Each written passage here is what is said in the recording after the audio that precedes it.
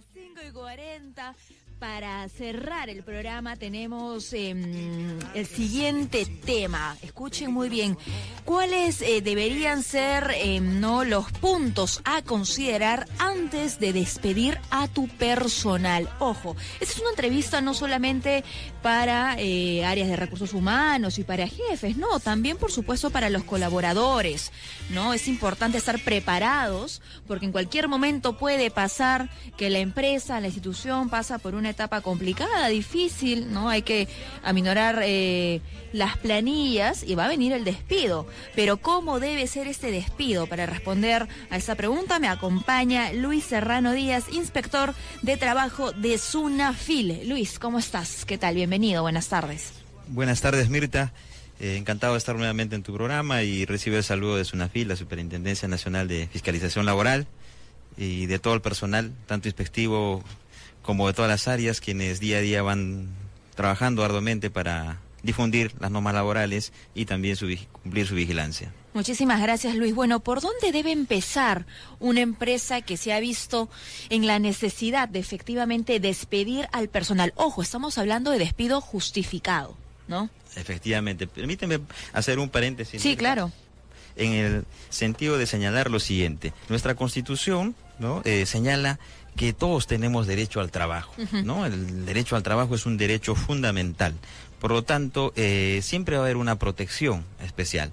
Pero, sin embargo, cuando un trabajador incurre en una causal, una falta grave, sí existe la posibilidad que un empleador, dentro del uso de una de sus facultades, que es la sanción, pueda adoptar, en este caso, esta máxima sanción, que es el despido, ¿no? Y eso tiene un procedimiento que justamente hoy día vamos a ir conversando. Bueno, muy bien. Entonces, este podría ser uno de los motivos, digamos, de despido, ¿no?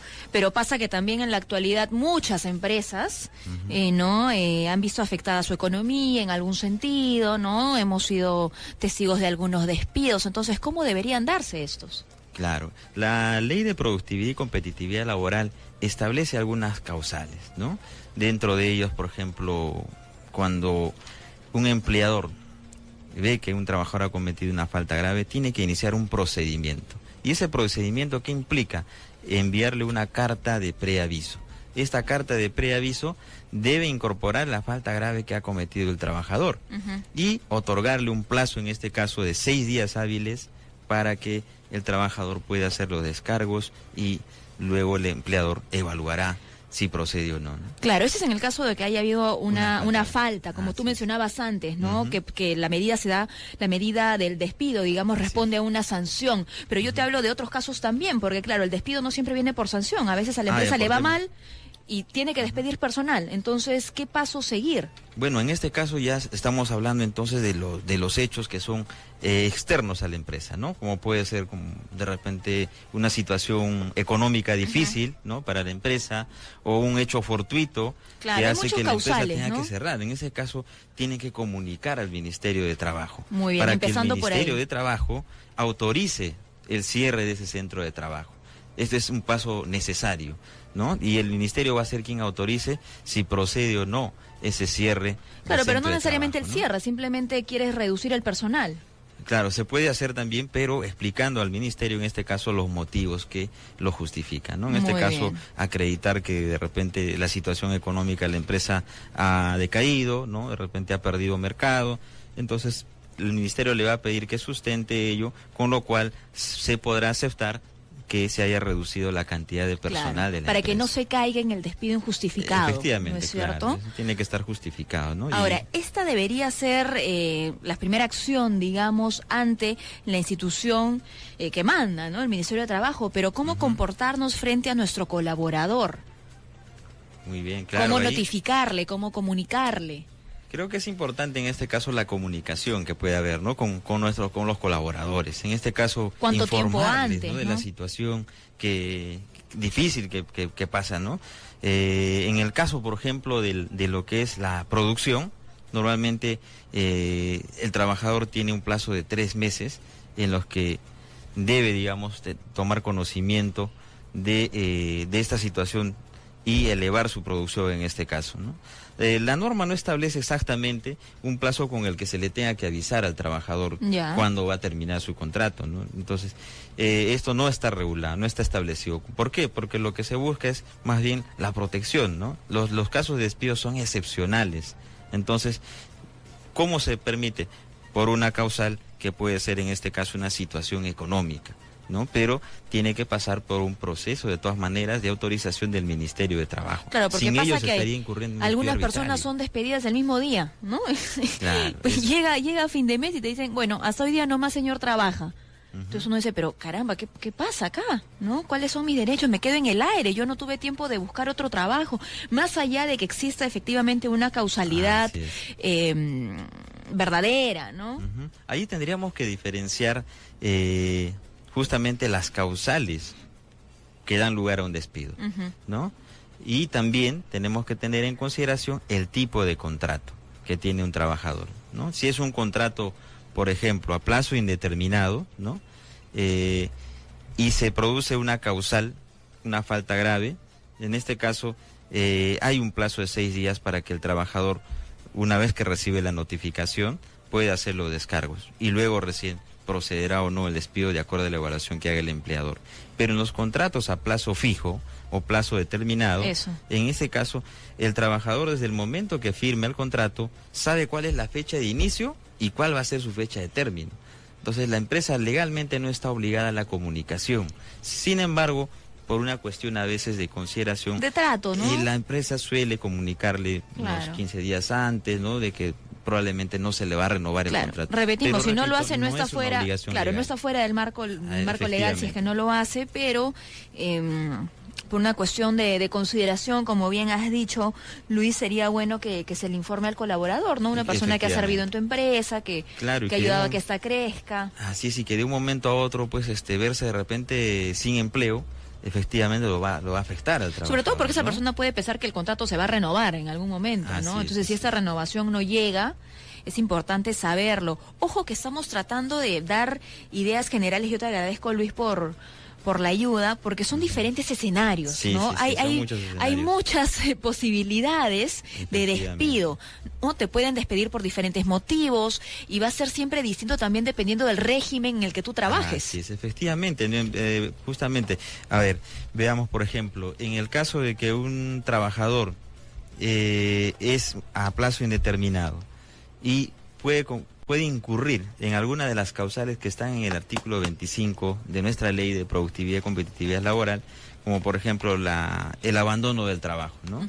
Que se configura cuando una persona falta más de 3 días al empleo, o en el caso de que se haya producido la presencia del trabajador bajo los efectos del alcohol. En estos casos hay un procedimiento. Entonces, en el caso del abandono, tendrá que comunicársele también, ¿no? Para que de todas maneras ese trabajador vea la manera de apersonarse o comunicar qué es lo que pasó, por qué faltó a la empresa. Claro, si tiene que hacer algún tipo de justificación o qué, ¿no? Entonces, siempre la ley exige este procedimiento previo. No se puede, digamos, despedir a un trabajador directamente, porque esto sería incurrir en un despido arbitrario que como consecuencia origina el pago de una indemnización. Claro, ahora, la ley está siempre del lado del trabajador siempre y cuando, ¿no? Cumpla con su deber, ¿no? Con todo aquello que tiene que hacer y con lo que estipula también junto a la empresa. Claro, un contrato de trabajo establece obligaciones de ambas partes, ¿no? Así es. De parte del empleador de cumplir, de pagar las remuneraciones, los beneficios, pero también por parte del trabajador, ¿no? Implica la obediencia, implica la buena fe, ¿no? Implica cumplir de manera diligente lo que está en su contrato de trabajo, ¿no?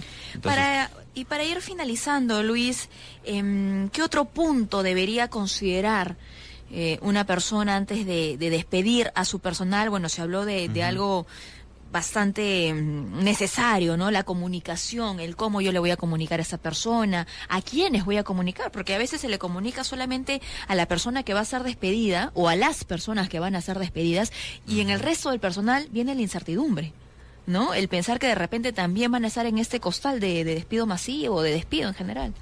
Claro, sí es un efecto que se podría generar, pero Creo que ahí hace mucho el área de recursos humanos, ¿no? Creo que el diálogo con sus trabajadores, informar de la situación de la empresa, creo que eso es importante, la comunicación, ¿no? Ahora, por parte de la empresa, creo que también, para no incurrir, digamos, en una especie de falta, sí, lo que tiene que tener en claro es que la norma establece determinadas conductas por las cuales él puede hacer ejercicio de su poder, de una facultad que es la de sanción en este caso, ¿no? Y esas causales están en la ley y en el reglamento interno de trabajo de la empresa. Dentro de ellos, por ejemplo, tenemos el abandono, actuar de buena fe, en fin, existen muchos aspectos, ¿no? Tenemos una llamada a las 5:51, ¿qué tal? Muy buenas tardes, bienvenido a la Perú. Uy, se nos fue Jimmy. ¿Se fue? Bueno, acá seguimos igual, voy a preguntarle, no se me preocupen, a nuestro especialista, a Luis Serrano, su información de contacto para aquellas personas que han estado llamando, si la llamada no ha entrado, para que puedan comunicarse directamente con él o con algún especialista de Sunafil, ¿no? Porque todas las dudas pues tienen cómo resolverse, ¿no? Eso es importante, tenerlas y buscar la información. Para ir finalizando, Luis, entonces, ¿dónde te pueden encontrar nuestros oyentes o dónde pueden buscar ayuda de Sunafil, ¿no? Claro, Mirta, pueden comunicarse en este caso a la institución, en este caso Sunafil, cuya central es el 390-2777 o al 390-2780. Y también pueden hacer sus consultas al correo electrónico consultas@sunafil.gov.p, y también a la página web de Sunafil, ¿no? Donde ellos pueden ingresar y ver la información. Sunafil constantemente está realizando talleres, cursos, porque este tema en realidad da para mucho. Son muchísimas causales, son muchísimas situaciones que ameritaría conversarlo más ampliamente. Por supuesto, y cada caso, repetimos, es particular también. Entonces, si tienen dudas, no se demoren en entrar a la web de Sunafil y buscar estas respuestas. Muchísimas gracias. Gracias, Mirta. Saludos. A las 5:50.